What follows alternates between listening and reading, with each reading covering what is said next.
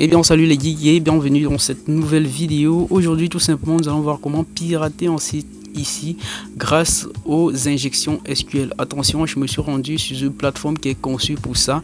Je ne vous incite pas du tout à pirater des sites web avec mon contenu. Vous voyez tout simplement que c'est un site permettant de référencer des artistes ici. Je clique sur un artiste ici, j'accède à sa biographie ou des informations lui concernant. Je ne sais pas en réalité trop ce que c'est au niveau d'ici. Donc ce qui est de part très intéressant, c'est qu'on voit que dans l'URL il y a un paramètre artiste qui est passé ici avec la valeur 2.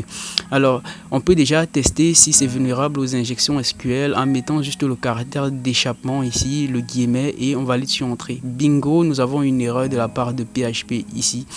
Et je vous précise, lorsqu'il y a une erreur, lorsque vous injectez, vous mettez des caractères, c'est très bon signe.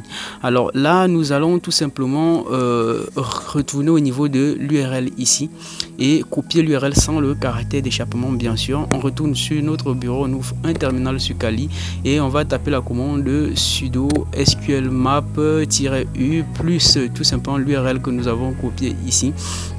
Et nous allons tout simplement utiliser le tiret ici DBS pour lister directement les bases de données au niveau de là. Nous voyons que nous avons ici deux bases de données, Accurate et ici Information Schema. Alors nous allons prendre la première DB, ok, nous allons retaper, vous remettez la même ligne de commande ici et on va utiliser ici on met le nom de la base plus table, ok, et nous allons lister tout simplement les tables au niveau de notre base Accurate. Ok, vous voyez qu'il y a une table user présent là. Nous allons directement retaper la même ligne ici avec grand T et cette fois-ci la base user columns pour lister les colonnes présentes au niveau de cette table là. Vous voyez directement que nous avons une colonne ici user qui est un varchar user ici.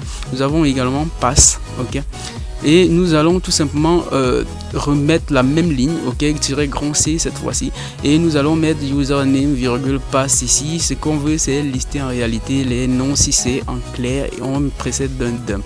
Vous voyez tout simplement ici que nous avons directement les informations présentes ici, username, le mot de passe test et le nom John Smith. On retourne ici, on va essayer de s'authentifier avec les informations qu'on a réussi à pirater.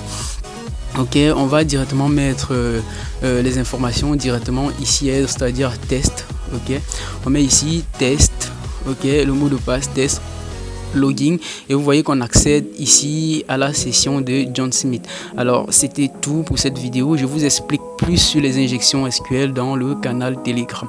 Jusqu'à là, portez-vous bien. C'était NS Defender pour la démonstration.